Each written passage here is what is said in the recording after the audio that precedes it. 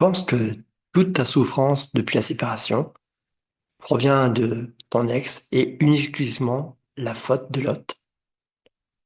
En réalité, après une rupture, il y a une grande partie de ta souffrance qui vient de là où tu poses ton attention. Alors, tu peux pas tout contrôler après une séparation, mais tu peux contrôler ce que tu nourris mentalement. Et ça change tout. Parce que là où va ton attention, va ton énergie. Et ce que tu regardes, tu l'agrandis. Il va être donc important de comprendre le mécanisme de ton attention. L'attention, c'est comme une lampe torche dans le noir. Ce que tu éclaires, eh ben, tu le vois en grand et tout le reste disparaît. Après une séparation, ton attention va se fixer automatiquement sur le manque, l'ex, la douleur, l'espoir ou la colère. Et chaque fois que tu reviens, eh ben, tu vas renforcer ce que tu ressens. Alors, pourquoi ton cerveau fonctionne comme ça? Rassure-toi, c'est normal. Ton cerveau, il cherche à donner du sens à ce qui fait mal. Il te pousse donc à ruminer. Il veut éviter, lui, une nouvelle blessure parce que il veut te protéger. Donc, il reste concentré sur le passé.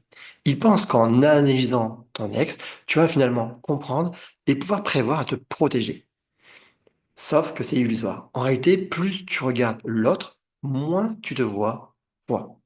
En effet, quand ton intention reste focalisée sur l'autre ou sur ce que tu perds, ça va finalement créer plus d'angoisse, une impression de vide permanent, des pensées obsessionnelles qui reviennent et une paralysie émotionnelle. Et surtout, très important, c'est que tu oublies que tu as le pouvoir de te reconstruire. Et tu as l'impression que c'est l'autre qui te détruit, alors que non, tu as le pouvoir en toi de te reconstruire.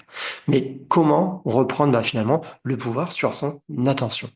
Eh ben, c'est assez simple, pas forcément facile, mais simple, on va dire, avec le fait de prendre conscience de qu'est-ce que tu regardes.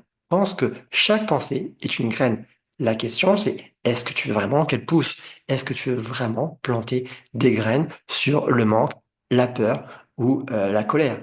Donc, comprends bien que si tu veux sortir de cette boucle émotionnelle où tu vis actuellement, parce que ton attention peut créer une boucle émotionnelle en fait vicieuse avec tes émotions, puisque le plus là tu vas porter ton attention sur ce que tu veux pas, sur ce qui te fait souffrir, et plus bah, tu vas ressentir les mêmes émotions, il va falloir sortir de ce cercle et créer plutôt une boucle vertueuse de porter ton attention sur ce que tu veux changer et sur ce que tu veux ressentir de nouveau.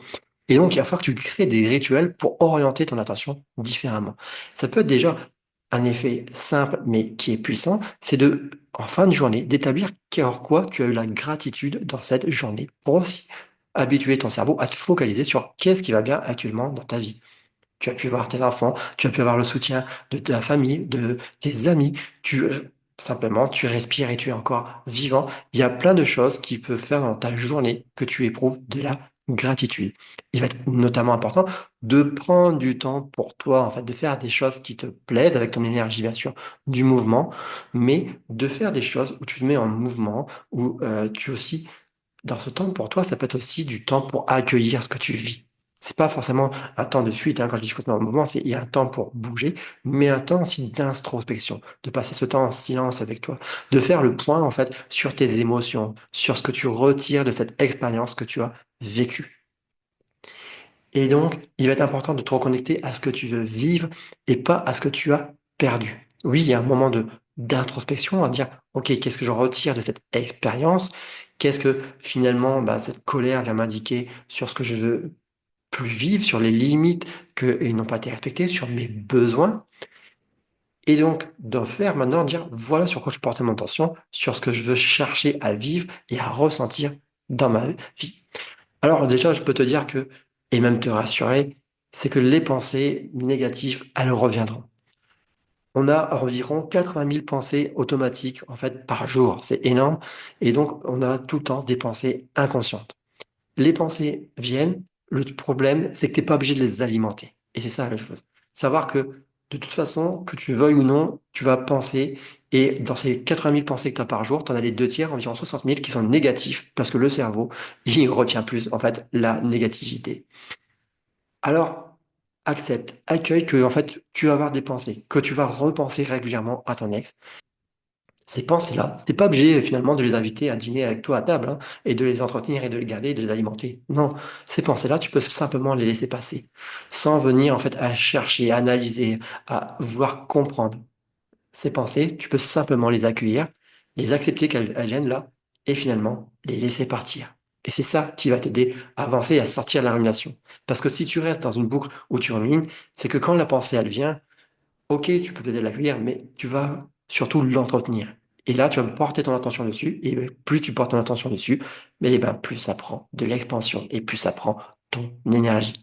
Donc, il faut arrêter de porter son attention et de nourrir finalement ses émotions et ses pensées désagréables. Le mental, il va toujours attirer ton attention sur ce qui te manque. Mais ton cœur, lui, il veut que tu regardes ce qui est encore possible. Ton cœur, il sait ce qui est bon pour toi. Et j'entends bien souvent, les gens disent, oui, mais le mental sait que c'est fini ou que cette relation n'était pas bonne pour toi. C'est mon cœur, finalement, qui n'a pas encore compris. C'est en fait plutôt une méconnaissance de comment on fonctionne. Parce que ton cœur, ce qu'il veut, c'est pas justement continuer à souffrir.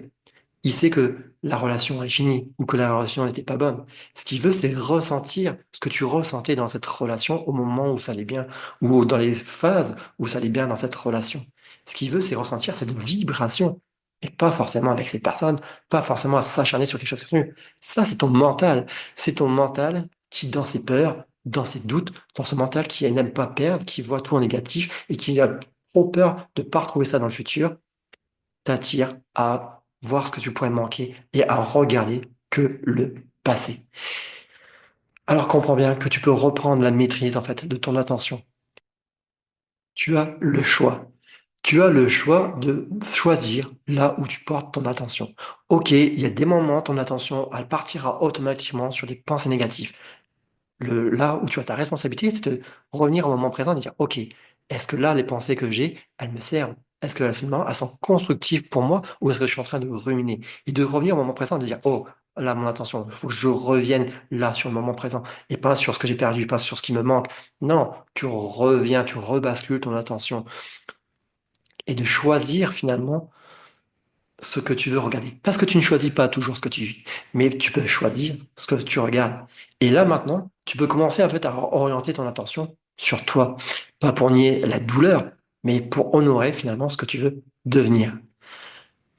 Et pour moi, ce qui est le plus efficace, ça va être de pratiquer la méditation, d'avoir cette rituel qui va venir t'habituer à revenir en contact avec toi, à revenir avec ta sécurité intérieure, à reprendre contact avec l'amour que tu as déjà à l'intérieur de toi, qui est là pour toi, avec ton cœur, justement à te reconnecter à ton cœur, même à l'ouvrir, cette ouverture du cœur, pour reprendre cette confiance et cette sécurité en la vie.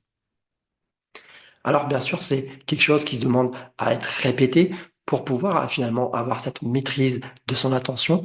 Et puis, puisque c'est aussi une routine finalement saine pour venir habituer son mental à se calmer, à se remettre en sécurité et à porter son attention sur ce que tu veux voir et non pas être sur la peur ou le manque.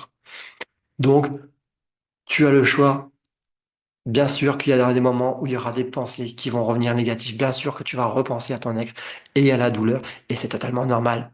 Par contre, tu as le choix de pas les alimenter, de pas porter ton attention dessus. Tu peux les laisser passer, simplement en ne les jugeant pas, en acceptant que ces pensées-là sont normales, en les accueillant et en les laissant partir. Par contre, si tu juges que tu penses encore à ton ex, que tu juges que ça n'a pas dû être ainsi, dès que tu vas porter ta lumière dessus, ton attention dessus, et ben toutes ces pensées négatives vont venir prendre de la place. Et tu vas rentrer de nouveau dans ce cercle vicieux, dans cette boucle émotionnelle. Alors, pour finir, rappelle-toi que tu choisis de mettre ta lumière sur ce que tu veux grandir. J'aimerais savoir, toi, aujourd'hui, sur quoi tu as envie de porter ton attention. Dis-moi en commentaire et je serai curieux de venir te lire et de voir sur quoi tu as choisi de porter ton attention pour ton futur. C'était Eric Marcos, Hypnocoach. Je vous accompagne à vous libérer du passé et à écrire votre futur après une séparation douloureuse.